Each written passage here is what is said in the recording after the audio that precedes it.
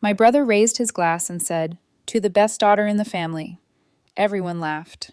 Then Dad said, "And to Michael, our biggest burden." I smiled and left. Later that night, my mom texted me, "You'll regret this." I replied, "Okay." Then I stopped paying their bills. And after that, they broke into my apartment. My father always said that family comes first, that blood is thicker than water, that no matter what happens, we should support each other.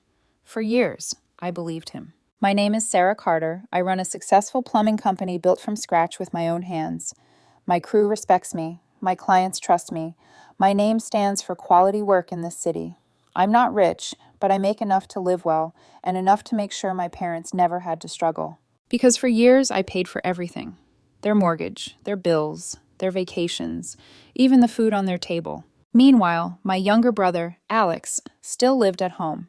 He was 31 years old and had never worked a serious job in his life. But if you ask my parents, he was the golden son. At every family dinner, Alex would sit beside me, patting my shoulder and saying things like, "Sarah works so hard, Mom. I really admire her. I wish I had her discipline, but I just haven't found the right opportunity yet. We should all be grateful for everything Sarah does for us." In front of my parents, he was my biggest supporter. Behind my back, he was my worst enemy. I found out the truth by accident one night about 2 years ago. I had stopped by my parents' house after work to drop off some groceries. As I stepped inside, I heard voices coming from the living room. Alex's voice. "Mom, Dad, you know Sarah only does all this to make herself look good, right?" His voice was smooth and confident, like he was stating a fact. "She throws money around so you'll love her more than me. But deep down, she resents you for it." I stopped in my tracks. "She told me last week she's tired of paying your bills," Alex continued. "That it's a burden, that she hates how much you rely on her." He sighed dramatically. I defended her, of course. I said Sarah would never say that she loves you. But maybe I was wrong. Maybe she does see you as a weight around her neck. My hands clenched into fists. Lies, all of it. I had never said any of those things. But Alex, lazy, manipulative Alex, was a master at playing the victim. My mother gasped. "I knew it. She always rushes off after dinner. She never spends time with us." "Exactly," Alex said. "And when she does come by, she acts like she's some kind of hero for paying the bills. Like we should be grateful." "Ungrateful little," my father muttered, his words trailing off. I stepped forward, ready to march into the room and expose Alex for the snake he was. But then I stopped myself. Because I realized something. If I walked in now, they wouldn't believe me. Alex had been poisoning their minds against me for years, always playing the humble, struggling son, always making sure they saw him as the good one, and me as the selfish one. So I took a step back, then another, and I left. I never told Alex I had heard that conversation. I wanted to see how far he would go. Over the next 2 years, I watched it happen. Every time I paid for something, Alex twisted it. Sarah just wants control. Every time I didn't visit, Sarah doesn't really care about us. Every time I gave them money, Sarah thinks she can buy your love. And my parents, they ate it up. Until the night they finally showed me exactly what I was worth to them. The celebration that wasn't mine. The dining room was packed with relatives. The air was thick with laughter, clinking glasses, and the rich scent of roasted lamb. It was my mother's birthday, and of course I had paid for everything. The catering, the decorations, even the new dress she was wearing. I stood at the edge of the room, sipping my beer, exhausted from a long day at work, but content to see her happy. Then came the toast. "To our wonderful son, Alex," my father announced, raising his glass, "for being the pride of this family, for always being there when we need him." A round of applause erupted. My beer glass froze at my lips. "Alex." I looked at my brother, sprawled lazily in his chair, a cocky grin on his face. He caught my eye and winked. And that was the moment I knew. He had won. He had spent years twisting the truth, manipulating them, rewriting history in his favor. And now, in their eyes, I was nothing. "And to you, Sarah," my mother added suddenly, turning toward me with a sweet smile, for being here." Laughter rippled through the room. For a moment, I thought I had misheard her. "Here's to Sarah," Alex said, smirking as he lifted his glass. "Our little burden." More laughter. A burden. That's what I was to them. Not the daughter who had kept them afloat all these years. Not the woman who had sacrificed her own comfort so they could live well. Just a burden. I set my glass down carefully. My hands were shaking. And for the first time in my life, I didn't swallow it down. I didn't make excuses for them. I didn't pretend it didn't hurt. Instead, I stood up, pulled my coat from the back of my chair, and walked out. I didn't say a word. Behind me, the laughter faded. The music kept playing. No one followed me. By the time I reached my truck, the cold air biting into my face, I knew one thing for certain. I was done. That night, I made 2 phone calls. The first was to my landlord. "I'm moving out," I said. "I'll be gone by the weekend." The second was to my bank. "I need to change all my account details," I said. "Every single one." Because as of that moment, my parents weren't my problem anymore. The first few days after moving out felt unreal. I had spent years surrounded by noise, my mother calling to ask for just a little more money, my father sighing about overdue bills, my brother lounging around like a king while I worked 12-hour days. But now, in my new apartment, there was nothing but silence. Too much silence. I sat on my couch, staring at the unopened boxes around me. This was supposed to feel good. This was supposed to be freedom. So why did I feel so uneasy? For the first time in my life, I wasn't responsible for anyone but myself. No one was asking me for anything. No one was guilt-tripping me into paying for something. And yet deep down, I felt something stirring. A nagging voice in the back of my mind. How long before they come looking for you? I didn't have to wait long to find out. The next morning, my phone exploded with missed calls and messages. "Mom, where are you? Why are you ignoring us? Dad, this is ridiculous. Pick up the phone." "Alex, dude, what is wrong with you?" I ignored them all. Then, in the afternoon, a different kind of message arrived. That bank notification. Unusual login attempt detected. I frowned. A moment later, another message appeared. "Your password has been changed successfully." A cold chill ran down my spine. I immediately called the bank, my heart pounding. "Ma'am, did you authorize a login from a new device today?" the representative asked. "No," I said, "and I didn't request a password reset." "Absolutely not." There was a long pause. "Ma'am, someone attempted to access your account from an unfamiliar location. We've locked your online banking for now. You'll need to visit a branch to reset everything." I closed my eyes and exhaled slowly. I knew exactly who was behind it. Alex. It wasn't enough for him that I had been paying for everything our whole lives. Now that I had finally cut them off, he was trying to take what wasn't his. But what truly shocked me wasn't that he had done it. It was that he actually thought he'd get away with it. That evening, I drove to my parents' house. A storm of emotions raged inside me. Anger, disbelief, and something else I didn't want to admit. Hurt. Because deep down, I still held on to the ridiculous hope that maybe, just maybe, my parents would finally see Alex for what he was. That they would finally open their eyes and realize he had been manipulating them for years. That they would defend me, the daughter who had been taking care of them all this time. I should have known better. As I stepped inside, Alex was lounging on the couch, scrolling through his phone like nothing had happened. He looked up and smirked. "Hey, Sarah, thought you were dead." I didn't answer.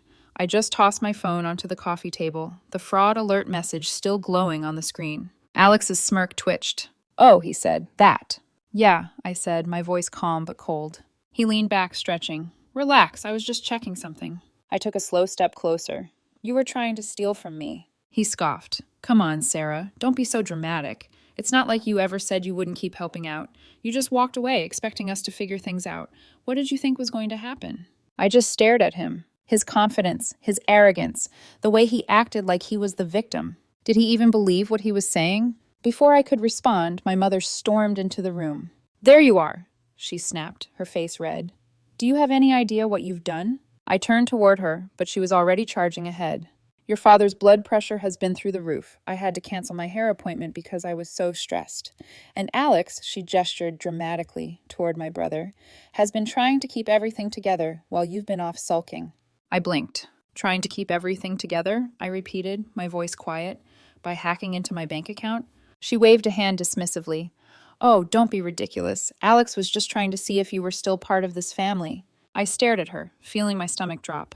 They knew. They knew what Alex had done, and they didn't care. I looked between them, trying to make sense of it. How could they not see through him? How could they not see what he was doing? How could they be so blind? I had spent my whole life believing that if I just worked harder, if I just gave more, if I just proved myself enough, they would finally see the truth. But now I understood something that should have been obvious years ago. They weren't blind. They were choosing him, no matter what I did, no matter how much I sacrificed, no matter how much I gave. Alex could do no wrong in their eyes. And me? I was nothing more than a tool, a resource, a bank account, a burden. That was the moment something inside me snapped. I turned toward the door. "Where do you think you're going?" my mother demanded. I didn't look back. "You don't get to just walk away," she yelled. "We're your family." I stopped, and in the calmest voice I had ever used, I said, "No, you were my obligation, and I just canceled it." Silence. For the first time, even Alex had nothing to say. I stepped outside, the cold night air hitting my face. For years, I had let them control me, let them guilt me into believing that I owed them something. But now I was done. And no matter what they tried next, because I knew they would try something, I wasn't coming back. I had cut them off. I had moved out. I had made it clear that I was done. But they weren't. The calls turned into threats. For the first few days, the calls and messages didn't stop. "Mom, Sarah, this is not how a daughter behaves. We need to talk." "Dad, come home now. Enough of this nonsense." "Alex, dude, you're being ridiculous. Just come over and let's fix this." I ignored every single one. Then the tone changed. "Mom, do you really want to abandon your family after everything we did for you?" "Dad, you think you're so independent. Let's see how long that lasts when you have no one left." "Alex, you're making a big mistake. If you keep acting like this, don't expect us to be there when you come crawling back." Crawling back, huh? They still didn't get it. They thought this was a tantrum, that I'd get lonely, scared, overwhelmed, and come running home with my wallet in hand. But I wasn't coming back. And that was when things got worse. The strange encounters started quietly. One evening, as I walked to my truck after work, I noticed a car parked across the street. It wasn't one I recognized, but something about it felt off. The next day, it was there again. Then the next. Different parking spots, different angles, but always there. Always watching. At first, I told myself I was imagining it, that I was just paranoid. Then one night, I left my apartment late to grab some food. As I stepped outside, I saw a man standing near the corner of the building, pretending to check his phone. When I walked past him, he didn't move. But in the reflection of a store window, I saw him watching me. I turned around. "Hey!" He looked up, startled. Then, without a word, he walked off quickly, disappearing down the street. That was when I knew. This wasn't paranoia. Someone was following me. I didn't have to guess who was behind it. The next morning, I checked my messages. "Mom, we just want to know that you're okay. If you won't talk to us, we'll find another way."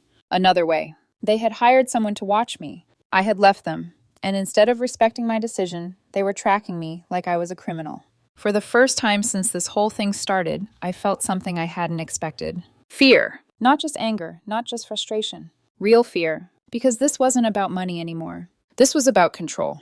And I had no idea how far they were willing to go to get it back. I decided I needed to put an end to it. So that evening, I did something I knew would draw them out. I sent a message to the family group chat. "I know you hired someone to follow me.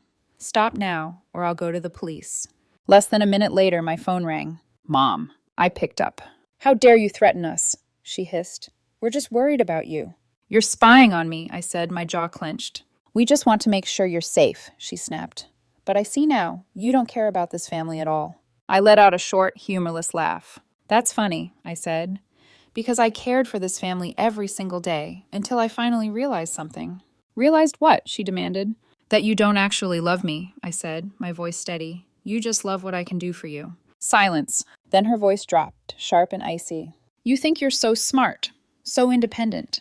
Who's going to cook for you? Who's going to wash your clothes? Who's going to clean up after you when you realize you can't do anything for yourself?" I froze. Not because she was right, but because I suddenly understood why she was so sure I would come back. Growing up, my mother had never let me take care of myself. If I tried to do laundry, she would push me aside. "You'll ruin your clothes." If I tried to cook, she would snatch the knife from my hands. "You'll cut yourself." If I tried to clean, she would shake her head. "You'll just make it worse." Over time, without even realizing it, I had stopped trying. I had spent years believing she was just being a caring mother, that she was just helping. But now I saw it for what it really was. Control. She had never wanted me to be independent. She had raised me to need her. And now that I had left, she refused to believe I could survive on my own. "You'll regret this, Sarah," she said, her voice dripping with certainty. "You can pretend all you want, but you will come crawling back. And when you do, don't expect us to welcome you with open arms." And then she hung up. That was the moment I knew. They weren't stopping. And if I didn't take drastic action, they would never leave me alone. The next morning, I went to the bank and changed everything. Every account, every card, every password. I didn't rush. I didn't hesitate.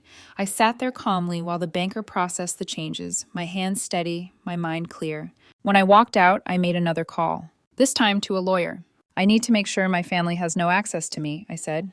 My finances, my property, anything. I understand, he replied. I'll draft a legal notice immediately. If they attempt to access anything of yours again, we'll take action. That was step 1. Step 2 came an hour later. I walked into the police station, took a deep breath, and said, I need to file a harassment report. Because I wasn't running anymore. I wasn't hiding. I was done being afraid. For a few days after that, everything went quiet. Too quiet. The calls stopped. The texts stopped. The strange car stopped appearing outside my apartment. For the first time in weeks, I let myself breathe.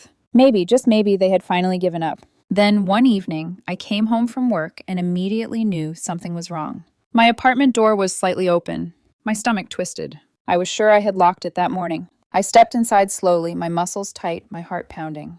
And then I saw them. My mother, my father, Alex. They were sitting in my living room like they owned the place. My mother was flipping through my mail. My father was inspecting the apartment, shaking his head in disapproval. Alex was stretched out on my couch, completely at home. Finally, my mother sighed and tossed an envelope onto the coffee table. Do you know how long we had to wait? She said. I could barely breathe. You broke into my apartment, I said, my voice low. My father scoffed. Broke in? Don't be ridiculous. Your mother still has a spare key from when she helped you move in. He gestured around the room. Honestly, Sarah, you should be thanking us. This place is a mess. Look at this. He pointed toward the kitchen. Dirty dishes, clothes on the chair.